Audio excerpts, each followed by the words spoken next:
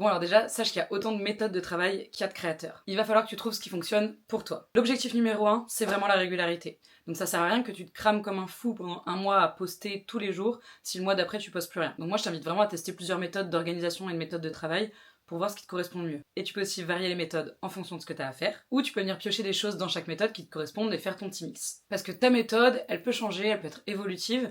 Moi je sais que par exemple il y a des moments où j'ai vraiment besoin de structure et d'être hyper organisée pour avoir l'esprit libre.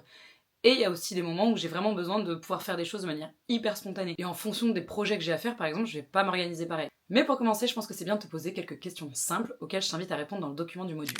Déjà, combien de temps par jour ou par semaine t'as envie de consacrer à la création de contenu? Évidemment, ça peut varier en fonction des semaines, mais de manière générale, t'es prêt à t'accorder combien de temps? Et quel rythme de publication tu penses pouvoir tenir sans t'épuiser? Parce que quand je te parle de régularité, c'est par exemple tenir 2 posts par semaine, t'es pas obligé de poster 6 jours sur 7. Et ensuite, j'ai quand même envie de te parler du concept du batching. Le batching, c'est le fait de regrouper des tâches similaires dans un même bloc de temps. C'est-à-dire qu'au lieu de créer ta vidéo de A à Z en une fois, c'est-à-dire de partir de l'idée, d'écrire ton script, puis de tourner, puis de monter et de la poster, le principe, ça va être de découper le processus et d'enchaîner les mêmes types de tâches ensemble.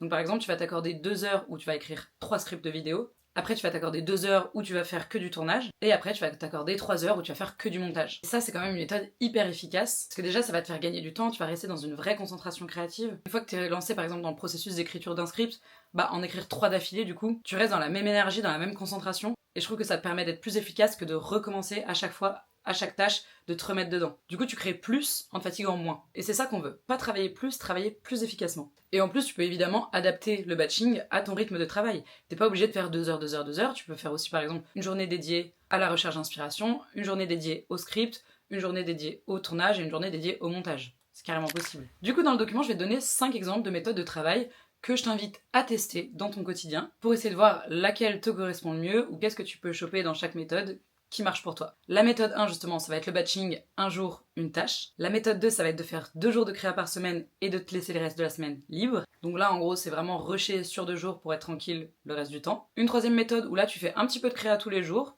à peu près une plage de 30 minutes. La méthode 4 où tu te laisses un rythme de création libre mais tu te fixes un objectif de une vidéo par semaine. Et la dernière méthode où tu rushes à fond pendant une semaine et du coup derrière t'as une semaine de libre.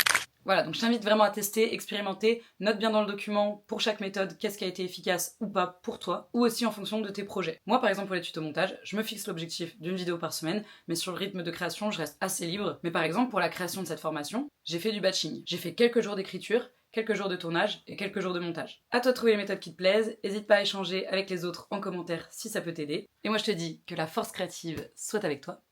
La bisage!